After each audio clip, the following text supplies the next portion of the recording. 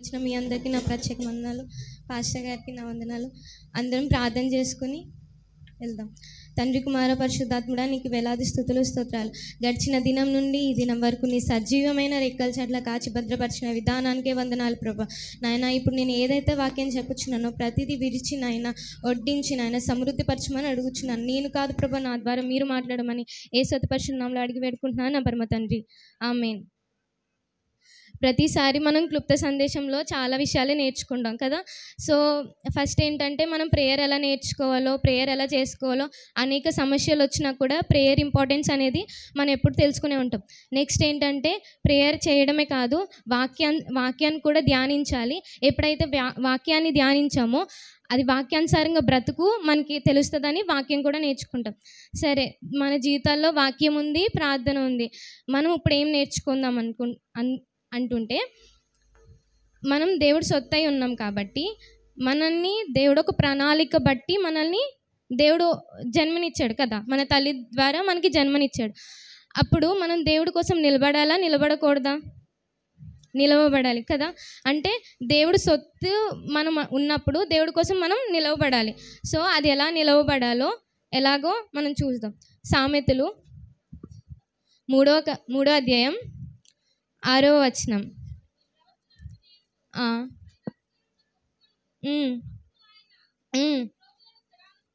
Okay, ఇక్కడ ఏమన్నాడు దేవుడు? నీ ప్రవర్తన అంతటియు ఆయనకి అధికారం ఇవ్వమని అని అన్నాడు. అంటే నీ ప్రవర్తన అంటే ఏంటి? నీ బాడీయే వస్తుందా, నీ సోల్ వస్తుందా? ప్రవర్తన అంటే ఏంటి? ఎవరికి తెలీదు. ప్రవర్తన అంటే బిహేవియర్ కదా. బాడీ వస్తుంది. సో ఎప్పుడైతే నీ బాడీకి నువ్వు దేవుడు అధికారం ఇచ్చావనుకో, దేవుడు ఏం చేస్తానన్నాడు ఇక్కడ? ఒప్పుకున్నప్పుడు ఏమన్నాడు? త్రోవల్ని సరళం చేస్తానన్నాడు. అంటే నీకు వచ్చే వేస్, నీకు ఏ త్రోవల్లో నీకు ఏ అడ్డంకులు ఉన్నాయో ప్రతి అడ్డంకిని దేవుడు ఏమన్నాడు? సరళం చేస్తానని అన్నాడు. ఇక్కడ మనం చూసినట్లయితే దేవుడి చిత్తాన్ని ప్రతి ఒక్కరము అనుభవిస్తాం, అవునా కాదా? దేవుడి చిత్తానుసారంగా బ్రతకాలి, దేవుడి చిత్తానుసారంగా నడవాలి అన్న ఉద్దేశమే మన ప్రతి ఒక్కరి లైఫ్లో ఉంటూనే ఉంటుంది కదా. ఎప్పుడైతే దేవుడి చిత్తాన్ని మనం కలిగి ఉన్నామో, దేవుడి చిత్తం వచ్చేంత వరకు మనం ప్రార్థన చేయాలా?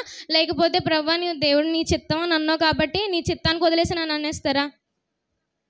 ప్రార్థన చేయాలి. ఎప్పుడు అది నీ చేతికి అందేంత వరకు నువ్వు అది దానికోసం విజ్ఞాపన చేస్తూనే ఉండాలి, ప్రార్థన చేస్తూనే ఉండాలి. దేవుడి చిత్తం చేసేటప్పుడు నీ మార్గాల్లో చాలా అడ్డంకులు వస్తాయి, చాలా కష్టాలు వస్తాయి, చాలా ఇబ్బందులు వస్తాయి. కానీ దేవుడు వెంటనే నీకు ఆన్సర్ ఇవ్వడనమాట.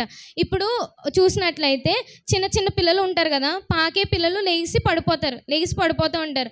వాళ్ళ అమ్మలు చూసి ముచ్చట పడిపోయి మళ్ళీ ఆ పిల్లల్ని లేపుతూ ఉంటారు. అదే తల్లిదండ్రులు కొన్ని ఇయర్స్ అయిన తర్వాత మళ్ళీ ఏం చేస్తారంటే, వాడు పడినా పర్వాలేదు, నడవడం నేర్చుకోవాలని చూస్తారు. ఇప్పుడు దేవుడు కొన్నిసార్లు వెంటనే సమస్యలు తీర్చేస్తాడు, వెంటనే నీకు ఆన్సర్స్ ఇచ్చేస్తూనే ఉంటాడు. కొన్నిసార్లు దేవుడు ఏం చేస్తాడు? టైం తీసుకుంటాడు. ఎందుకు టైం తీసుకుంటాడంటే, నాలో నువ్వు నిలవబడాలి, నాలో నువ్వు వర్ధిల్లాలి, నాలో నువ్వు ఉండాలి అని చెప్పి దేవుడిలో మనం పరిగెత్తాలి కాబట్టి, దేవుడు ఉండాలి కాబట్టి దేవుడు ఏం చేస్తాడంటే కొన్ని సమస్యలు ఎలా వచ్చినా కూడా దేవుడు నీకు వెంటనే జవాబు దయచేయడం అనమాట. అదే సామెతల్లో మనం చూసినట్లయితే 28వ అధ్యాయం 25వ వచనం 2వ లైన్ చదవండి. తన మనసును ఓకే, చాలు. ఇప్పుడు ఎవరినందు నమ్మకించుకోమన్నారు? యెహోవా యందు నమ్మకించుకోమన్నారు. అయితే ఇప్పుడు నీ తలంపులు కావాలా, యెహోవా తలంపులు కావాలా? నీ జీవితం కావాలా, యెహోవా జీవితం కావాలా? నీ మనసు కావాలా, యెహోవా మనసు కావాలా? యెహోవా మనసు తెలుసుకోవాలి అంటే నువ్వు దూరంగా తిరగాల, దగ్గరగా తిరగాల? తప్పిపోయిన కుమారుని మీరు చూసినట్లయితే వాళ్ళ తండ్రిని వదిలేసి తప్పిపోయాడు. ఉన్న సొమ్మునంతా తను వాడేసుకున్నాడు. తీరా తండ్రి దగ్గరికి వెళ్ళినప్పుడు వెంటనే పరుగులెట్టినప్పుడు తండ్రి అడిగాడా, ఏది నీ సొమ్ము అంత, ఏది నేను అంత రాసి ఇచ్చాను కదా, ఇన్ని రోజులు బతికావా, ఎలా ఉన్నావు, తిన్నావా, ఏం చేస్తున్నావు అని అడిగాడా? వెళ్ళిన వెంటనే హద్దుకున్నాడా? వెళ్ళిన వెంటనే తన కుమారుని హద్దుకున్నాడు. మనం ఎన్ని పనులు చేసినా, ఎన్ని తప్పులు చేసినా, ఎన్ని దేవుడికి ఇష్టం మార్గాలు మనం తిరిగినా కూడా దేవుడు మనల్ని హద్దుకుంటున్నాడు. ఆ హద్దుకునడం మనం అలసటగా అంటే చాలా రూట్గా తీసుకోకూడదు. సర్లే నేను ఎన్ని తప్పులు చేసినా దేవుడు ఒప్పేసుకుంటాడులే, నేను ఎన్నిసార్లు చేసినా దేవుడు ఒప్పేసుకుంటాడులే అని అనుకోకూడదు. కొన్నిసార్లు దేవుడు నీ కోసం అంతలా త్యాగం చేసినప్పుడు నువ్వు దేవుడి కోసం ఏం త్యాగం చేస్తున్నావు? అంతే కదా, నీ బిహేవియర్ అనేది నువ్వు మార్చుకోవాలి. దేవుడు అంత కష్టపడి మన కోసం శ్రమపడి మన కోసం సిలువలో యాగం పడ్డాడు కదా. సో దేవుడు సిలువలో యాగానికి మనకు అర్థం ఉండాలంటే మన జీవితాలు ఎలా మార్చుకోవాలి? నీతిగా మార్చుకోవాలి కదా. రైటెస్నెస్ మనకి మన జీవితాల్లోకి రావాలి. అంతేగాని ఇప్పుడు ఎవ్వరూ పరలోకం రాజ్యానికి వెళ్ళరు, అందరూ ఇక్కడే నరలోకంలోనే ఉంటారు అన్నప్పుడు దేవుడు అక్కడ సిలువలో వేలాడబడ్డానికి ఏంటి సాక్ష్యం ఉంది? అది లేదు కదా. ఆయన అక్కడ వేలాడబడ్డాడంటే ఇక్కడ మనలో మార్పు ఉంటుంది. మనలో మార్పు ఉంటుందంటే ఆయనలో మన పరలోకంలో ఆయనతో కూర్చుని ఉంటామని దేవుడికి ఒక ఉద్దేశం ప్రకారం దేవుడు మన కోసం సిలువలో వేలాడబడ్డాడు. అంతేగాని ప్రతి ఒక్కరు పరలోకానికి వెళ్తారు, ప్రతి ఒక్కరు నరలోకానికి వెళ్తారు. నీ నీతి క్రియల వల్లే నీ జడ్జ్మెంట్ అనేది తెలుస్తుంది. ఒకరిని జడ్జ్ చేయడం కూడా మన వరకు కాదనమాట. ఓకేనా? అరే వాడు అలా ఉన్నాడు, వీడు ఇలా ఉన్నాడు, ఎవరి జీవితం వాళ్ళదండి. ఓకేనా? మనం ఎవరిని ఉద్దేశించి జడ్జ్ చేయాల్సిన అవసరం లేదు. తీర్పు తీర్చువాడు ఎవరన్నారు? దేవుడు.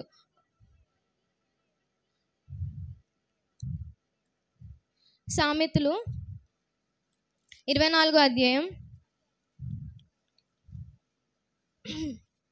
16వ వచనం.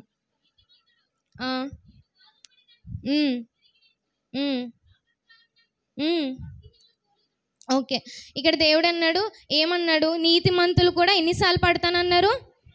7 మార్లు పడతానన్నా. ఒకసారి 2 సార్లా? 7 టైమ్స్ పడతానన్నా. 7 టైమ్స్ పడిపోయినప్పుడు పడిపోయి కూలిపోతానన్నారా? మళ్ళీ లేస్తానన్నారా? లేస్తానన్నారు. మన దేవుడు వాక్యాన్ని మన జీవితానుసారంగా బ్రతకాలంటే దేవుడు పనులకి రాయలేదు కదా మనకి గ్రంథాన్ని. ఇది దీని ద్వారా మనం నడుచుకోవాలి, దీని ద్వారా మన జీవితాలని సరళం చేసుకోవాలని దేవుడు మనకి దయచేశాడు. మీరు అంతేకాకుండా ఇప్పుడు ఒక రోడ్డు మీద వెళ్ళారు, మార్నింగ్ మీరు రోడ్డు మీద వెళ్ళినప్పుడు చాలా వెలుగు వస్తూనే ఉంటుంది కదా. మార్నింగ్ అంటే ఏంటి? వెలుగు ఉంటుందా లేదా? ఉంటుంది. అయితే జనాలు కనిపిస్తారు, కనిపించరా? జనాలు కూడా కనిపిస్తారు. నీకు భయం అనేది ఉంటుందా? ఉండదు. అదే రాత్రి కాలంలో నువ్వు వెళ్ళినప్పుడు వెలుగు ఉంటుందా? ఉండదా? ఉండదు. జనాలు ఉంటారా? ఉండదు. ఎప్పుడైతే నీ జీవితంలో చీకటి వచ్చినా కూడా, నీకు భయం వేసినా కూడా ఎవరు ఉంటానంటున్నారు? దేవుడే ఉంటారు కదా. దేవుడు మించి ఇంకెవరైనా ఉంటారు అన్న వాళ్ళు ఎవరైనా ఉన్నారు ఇక్కడ? మనకి ఎవ్వరు లేరు, దేవుడే ఉంటాడు. కాబట్టి మన జీవితాలు ఎంత చీకటి ఉన్నా కూడా దేవుడు వెలుగై ఉన్నప్పుడు కాబట్టి మనకి దేవుడు ఏం దయచేస్తాడు? వెలుగుని దయచేస్తాడు. మనం భయపడాల్సిన అవసరమే లేదు. దేవుడు మన త్రోవల్ని సరళం చేస్తానన్నాడు. భయం పడకూడదని దేవుడు బైబిల్లో 365 సార్లు రాశాడండి. 365 టైమ్స్ ఎందుకు రాశాడంటే 365 డేస్ మనకు ఉన్నాయి కాబట్టి 365 డేస్ రాశాడు. అంటే ప్రతిరోజు నువ్వు భయపడొద్దు, నేను నీకు తోడై ఉన్నాను అని చెప్పడానికి దేవుడు రాశాడు. ప్రతిసారి మనం ప్రార్థన చేసుకుంటాం, ప్రతిసారి వాక్యం చదువుకుంటాం, ప్రతిసారి మనం అలానే ఉంటాం. లోకానుసరమైన బ్రతుకు లోకం వరకే ఉంటుంది. ఎప్పుడైతే నువ్వు నిత్య జీవానికి వెళ్ళాలనుకున్నప్పుడు, దేవుడు సొత్తై నువ్వు అనుకున్నప్పుడు, నీ ప్రవర్తన అనేది లోకానుసారంగా బ్రతకడం కాదు, దేవుడి కోసం నచ్చినట్టు బ్రతకాలన్నమాట. అంతే కదా. నేను పుట్టి ఉన్నాను, నాకు ఒక అర్థం ఉండాలి అంటే నేను ఇక్కడ దేవుడి కోసం ఏం చేస్తున్నాను, ఏం కలిగి ఉన్నాను అని ప్రతి ఒక్కళ్ళకి ఆ ఆలోచన రావాలన్నమాట. ఇప్పుడు బైబిల్లో చాలా అనేక మందులు ఉన్నారనమాట. మోషే ఉన్నారు, పౌలు గారు ఉన్నారు, ఇంతమంది ఉన్నారు. దేవుడు ప్రత్యేకంగా వాళ్ళనే ఎందుకు ఎన్నుకున్నాడు? ఇంకా చెప్పాలంటే బైబిల్లో చాలామంది పిరికి వాళ్ళు ఉన్నారు, అసలు చేతకానితనం వాళ్ళు ఉన్నారు, దావీదు ఉన్నారు, ఇలా చాలామంది ఉన్నారు కదా. దేవుడు ప్రత్యేకంగా వీళ్ళనే ఎన్నుకోవాలని ఏం ఎన్నుకోలేదు. వాళ్ళ ప్రవర్తనను బట్టి, వాళ్ళున్న బిహేవియర్ బట్టి దేవుడు ఎన్నుకున్నాడు. ఏమో నీ ప్రవర్తన నీకు లోకంలో ఉన్న నీ పక్కనున్న వ్యక్తికి నచ్చలేదేమో, నీ ఫ్రెండ్కి నచ్చలేదేమో, కానీ అన్నీ నచ్చిన వాడెవరు? దేవుడు. కాబట్టి ఎప్పుడైతే దేవుడు ప్రతిదీ నిన్ను ఇష్టపడుతున్నప్పుడు నువ్వు ఇష్టం పుట్టించి ప్రాయంలాగా ఆయనకి కనబడాలన్నమాట. మన్నాన్ని దేవుడు ఆకాశం అందు కురిపించినప్పుడు, నువ్వు నీ త్రోవలు సరిగ్గా లేనప్పుడు, నువ్వు భయపడుతున్నప్పుడు, నీ కష్టంగా ఉన్నప్పుడు, నువ్వు ముందుకు సాలే అన్నప్పుడు దేవుడు కృప నీ మీద జల్లించలేడా? జల్లించగలడు కదా. అవునా కాదా? జల్లించలేడా? కష్టంగా ఉందా నా వాక్యం వినడం? సరే, ఇప్పుడు లోకానుసారంగా మనం ఇలా చేసాం కదా. దేవుడి కోసం నిలబడడం నా టాపిక్. సో అది ఎంత ఫ్లోలో వెళ్తుందో నాకు తెలీదు, కానీ నేను మాట్లాడుతున్నాను. నెక్స్ట్, ఇప్పుడు లోకానుసారంగా ఎంత బ్రతికినా, ఎలా చేసినా, ఏం చేసినా, ఇప్పుడు మనం ఏం కోరుతామంటే, ప్రభువా నా భవిష్యత్తు ఏంటి, నాకు ఇన్ని అప్పులు ఉన్నాయి, నేను ఏం చేయాలి, వివాహం కోసం నేను ఎదురు చూస్తున్నాను, ఏం చేయాలి, ఇన్ని ఆలోచనలు నీకున్నాయి కదా.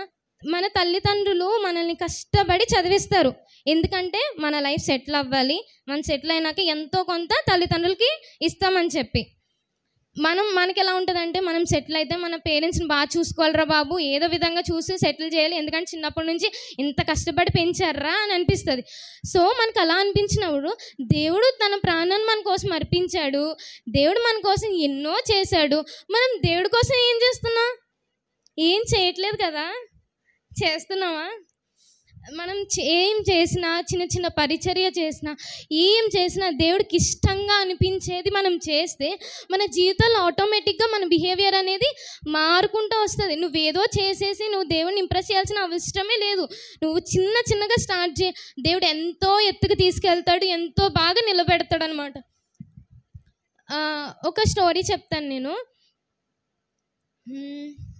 ఏంటంటే, ఒక పెద్ద సముద్రము ఫ్లడ్ వచ్చేసింది అనమాట ఒక ఊర్లో. ఆ ఫ్లడ్ వచ్చేస్తుంటే చేపలన్నీ ఫిషెస్ అన్నీ ఒడ్డుకు వచ్చేసాయి. ఒడ్డుకు వచ్చేసినప్పుడు ఓ చిన్న బాబు అక్కడికి వెళ్ళి, అరే ఫిషెస్ అన్నీ అలా కొట్టుకుంటున్నాయి, వాటిని సముద్రంలో వేస్తే కొంచెం బతుకుతాయి కదా అని చెప్పి ఇక్కడున్న చేపలన్నీ అటు సైడ్ వేస్తున్నాడంట. సో అక్కడున్న తాతయ్య వచ్చి, అరే బాబు ఇక్కడున్న చేపలేమో నువ్వు సముద్రంలో వేస్తున్నావు, మరి అటు సైడ్ ఉన్న చేపలేమో కొట్టుకుని చచ్చిపోతున్నాయి, మరి దాన్ని ఏం చేస్తున్నావు అంటే, ఆ చిన్న బాబు ఏమన్నాడంటే, తాతయ్య నువ్వు అక్కడున్న చేపల్ని చచ్చిపోవడం చూస్తున్నావు, నేను ఇక్కడున్న చేపల్ని సముద్రంలో వేసి అవి బతుకున్నప్పుడు ఆ ఆనందాన్ని నేను చూస్తున్నాను అని అన్నాడు. దీంట్లో మనం ఏం చూసుకోవాలంటే, ఇప్పుడు వచ్చే సమస్యలు ఎన్నో ఉన్నా, అవి మనల్ని ముంచేస్తున్నా, మనం లేవలేని స్థితిలో ఉన్నా, ఒకప్పటి ప్రార్థన వల్ల ఇంతవరకు మనం కృప వల్లే బతికామా లేదా? అవునా లేదా? ఆ కృప వల్లే మనం బతికాము. ఇప్పటికీ మీరు చర్చిలో కూర్చున్నారంటే దేవుని కృప కాదా? అవును కదా. అందరం దేవునికి స్తోత్రం చెప్దామా? హల్లెలూయా కదా. దేవుని కృప బట్టి ఒకప్పుడు ప్రార్థన వల్ల మనం ఇంతవరకు బ్రతికి ఉన్నాం. ఇప్పటి ప్రార్థన వల్ల రేపటి వరకు బ్రతికి ఉన్నామా లేకపోయినా మన ప్రార్థన అనేది కొనసాగాలి, మనం నిలబడడం అనేది కొనసాగాలి, మన జీవితం అనేది దేవునికి అర్పించడం అనేది కొనసాగాలి. దేవుడు ఏది వ్యర్థంగా పరిశుద్ధ గ్రంథంలో రాయలేదు. ప్రతిదీ మనం చెయ్యాలని, చేస్తామని, మన జీవితాలు మార్చుకోవాలని దేవుడు పరిశుద్ధ గ్రంథాన్ని ఇచ్చాడు. ఒకప్పుడు బిషప్పుల దగ్గర ఉన్న పరిశుద్ధ గ్రంథం నేటి మన చేతిలో ఉందంటే, టెక్నాలజీ ఎంత ఫాస్ట్గా ఉందో, అపవాది ఎంత ఫాస్ట్గా ఉంటున్నాడో, మనం కూడా లోకంలో అంత ఫాస్ట్గా పరిగెట్టాలి దేవుని కొరకు. అంతేనా? ఇప్పుడు ఒక ఫస్ట్ ప్రైజ్ ఉందనుకో, అది నా పేరు మీద ఉన్నదన్న కాన్ఫిడెన్స్ నీకు ఉంటుంది కదా. ఆ ఫస్ట్ ప్రైజ్ నువ్వు ఎలాగైనా కష్టపడాలి, కష్టపడితేనే ఫస్ట్ ప్రైజ్ వస్తుందని తెలుసు. అంటే దేవుడు బైబిల్ ఇచ్చాడు, బైబిల్ వాక్యానుసారంగా మనం బ్రతుకుతే మనం మారుతామని తెలుసు. నువ్వు పరిగెడితే ఫస్ట్ ప్రైజ్, నువ్వు దేవుళ్ళో నిలబెడితేనే నీకు వాక్యం అనేది గుర్తుంటుంది. అంతేగాని నేను దేవుడి కోసం ఇంత చేశాను, దేవుడి కోసం అంత చేశాను అని కాదు. ఇవేమి నీతో పరలోక రాజ్యానికి రావు. నీ నీతి క్రియలు నువ్వేదైతే చేసావో ప్రతిదీ దేవుడు అడుగుతాడు. నువ్వు రోడ్డు మీద తిరుగుతావు, నలుగురిని ఫ్రెండ్స్ చేసుకుంటావు, ఆ నలుగురికి ఎప్పుడైనా నువ్వు దేవుడి గురించి చెప్పావా? ఆన్సర్ ఉండదు. ఎందుకంటే భయం వేస్తుంది. ప్రతి ఒక్కరికి దేవుడు అంటే తెలీదు, ఒకవేళ చెప్తే దూషిస్తారని భయం వేస్తుంది. కానీ నీ ప్రకారం నువ్వు చెప్పాలా లేదా? చెప్తేనే కదా దేవుడికి రేపన్న రోజు ఆన్సర్ ఇస్తావు. ప్రభువా నేను వాళ్ళకి చెప్పాను, నీ ఎదుట నేను ప్రార్థన చేశాను, అంతా నీకు అప్పగించాను, అప్పుడు నువ్వు ఆన్సర్ చేయడానికి ఉంటుంది. నువ్వు ఫస్టే దేవుడి కోసం ఏం చేయకుండా మొత్తం న్యూట్రల్గా ఉంటే నువ్వేమైనా ఆన్సర్ ఇవ్వగలవా దేవుడి ఎదుట? ఇవ్వలేవు. అంటే మన కృతజ్ఞత స్థుతులు చెప్పించుకోవాలి. ఒక జీవితం అంటే ఇంతవరకు మనం బ్రతికి ఉన్నామంటే దేవుని కృప, బ్రతుకుచున్నాము అన్నా కూడా దేవుని కృప అన్నమాట. అయితే ఇప్పుడు 2 చేపలు 5 రొట్లు అంతేనా? అంతే కదా. సో ఆ 2 చేపలు 5 రొట్లు దేవుడు అంతమందికి ఎలా సమృద్ధిగా ఇచ్చాడు? ఎందుకంటే అతను తండ్రికి కృతజ్ఞత స్థుతులు చెల్లించుకున్నాడు కాబట్టి. మనం ఇప్పుడు నిలబడుతున్నాం, దేవుళ్ళో ఉంటున్నాం. మనకు కూడా ఏం ఉండాలంటే కృతజ్ఞత స్థుతులు ఉండాలి. దేవుడా, ఇంతవరకు బ్రతికి ఉన్నాను, నీ కృప బట్టి నేను బ్రతికి ఉన్నాను. ఇంకా బ్రతికి ఉన్నప్పటికీ కూడా నేను ఏం చేయాలో నాకు అది నేర్పించు. నన్ను ఎలా నిలబెట్టుకోవాలనుకుంటున్నావు నాకు అది నేర్పించు. నాకు రాదు ప్రభువా. నువ్వు నీ తల్లితో ఎంత ఓపెన్గా మాట్లాడతావో, నువ్వు దేవుడితో అంత ఓపెన్గా మాట్లాడినప్పుడే దేవుడు కరెక్ట్గా నీకు సూటిగా సమాధానం చెప్తాడనమాట కదా. 1 Thessalonians 5:16-18 వరకు చదువుదాం.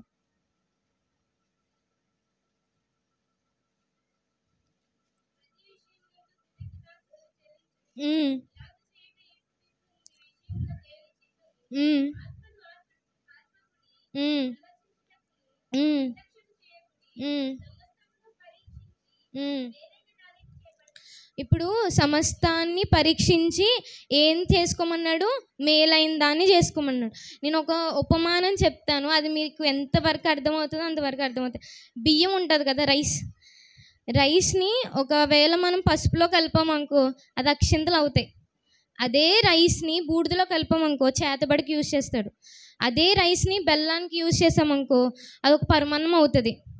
మనం ఒకటి సత్తుగా ఉన్నామనుకో, మనకు ఒక నిలకడ ఉందనుకో, దేనిలో కలవాల్సిన అవసరం లేదు. కలిసినా మళ్ళీ మనం కలుషితం అవ్వలేమన్నమాట. అంటే ఇప్పుడు అనేక బయట బోధలు ఉంటాయి, అనేక విధంగా దేవుడు కోసం పరిగెట్లే వాళ్ళు బోల్డ్ మంది ఉంటారు. నువ్వు బియ్యానివి నువ్వు దేంతో కలుస్తున్నావన్నది ఆలోచించుకోవాలి. ఒకవేళ నీ బియ్యం అనేది బూడిదలో పడిపోయింది అనుకో, నువ్వు దేనికి యూజ్ అవుతావు? దేనికి యూజ్ అవ్వడు. అంటే నువ్వు నశించిపోతున్నావు, చేతబడికి వెళ్ళిపోతున్నావు. బియ్యంగా నువ్వు ఉన్నప్పుడు నువ్వు పరమాన్నంగా మారాలి, కానీ ఇక్కడ ఉన్న బూడిదలో పడిపోయి చేతబడికి పడకూడదు. అంటే నీకు రకరకాలమైన బోధలు ఉన్నాయి. మన చేతికి అందించిన పరిశుద్ధాత్మ గ్రంథం ఉంది కాబట్టి మనకి నోరు దేవుడు ఇచ్చాడు. మనకి నిజంగా జ్ఞానం లేనప్పుడు దేవుడు ఒక్కటే అడగండి, ప్రవ్వా నువ్వు ఏం చెప్తున్నావు, ఒక్క ముక్క కూడా నాకు అర్థం కావట్లేదు, నాకు చెప్పు అంటే నిజం చెప్తున్నాను. ఇది ఒక్కసారి ట్రై చేయండి, దేవుడు కంపల్సరీగా ఏదో విధంగా మాట్లాడతాడు. కంపల్సరీగా జ్ఞానాన్ని కూడా ఇస్తాడు దేవుడు. జ్ఞానాన్ని ఇచ్చేవాడు ఆయన అని రాశాడా లేదా నేను చెప్పేస్తున్నానా? ఆయనే రాశారు కదా. సో మీరు ఒక రైస్గా ఉన్నప్పుడు బూడిదలో పడతారో పరమాన్నంలో పడతారో చాయిస్ అనేది మీలో ఉంది. బూడిదలో పడతారా, నశించిపోయి చీకట్లో ఉండిపోతారు, గాఢంధకారంలో ఉండిపోతారు. అదే పరమాన్నంలో పడితే ఏమవుతారు? 10 మందికి కడుపు నిండిపోతుంది, అంతే కదా. అనేక మందికి నువ్వు వర్ధిల్తావు. దేనికి స్తోత్రం చెప్పండి. సో ఇప్పుడు మన జీవితాలు చీకటిగా బ్రతకడం కాదు, అంటే బూడిదలో పడిన పన్నీర్లా కాదు. మన జీవితాలు ఎలా ఉండాలి? పరమన్నం, అంటే నలుగురికి సమృద్ధి పరచాలి, మన నుండి నలుగురికి వెళ్ళాలి. ఇప్పుడు ఒక ధ్వని ఉంది, ఒక ఎంటీ స్పేస్లో ధ్వని అనేది చాలా స్లోగా వెళ్తుందంట. అదే ఎంటీ స్పేస్లో లైట్ అనేది స్పీడ్గా కొడతా ఉంటుందంట కదా. ఎప్పుడైతే ఈ ధ్వని, మనం ఫిజిక్స్ చదువుకున్నాం కదా, భౌతిక శాస్త్రం ఏదో శాస్త్రం, ఆ శాస్త్రం మనం చదువుకున్నప్పుడు ఎంటీ స్పేస్లో వెలుగు చాలా స్పీడ్గా వెళ్తుందంట వాల్యూమ్ కన్నా కదా. ఎప్పుడైతే మన జీవితాలు పరిశుద్ధపరచుకుంటే ఆయన వెలుగు మనకిస్తాడు. మన వెలుగు మనం చూపించాల్సి, మనం ఇలా వెళ్తుంటేనే వెలుగు వెళ్ళిపోతుంది. మనం ప్రత్యేకంగా నన్ను చూడండిరా అనాల్సిన అవసరం లేదు. ఇప్పుడు మనం పరిశుద్ధపరచుకోవడానికి, ఆయన వెలుగు సంపాదించుకోవడానికి ఫస్ట్ మనం నిలబడాలి. ప్రవ్వా ఎన్ని కష్టాలు వచ్చినా, ఎన్ని నష్టాలు వచ్చినా నేను నిలబడతాను. ఎలా అయితే తల్లి ఒకసారి పడిపోయినప్పుడు లేపిందో, 10 సార్లు పడిపోయినప్పుడు ఎలాగైతే చూస్తుందో, దేవుడు వెంటనే నీకు ఆన్సర్ ఇవ్వడు కదా. కొన్నిసార్లు త్రోవలు నీకు అర్థం అవ్వాలి, కొన్నిసార్లు కష్టాలు నీకు అర్థం అవ్వాలి.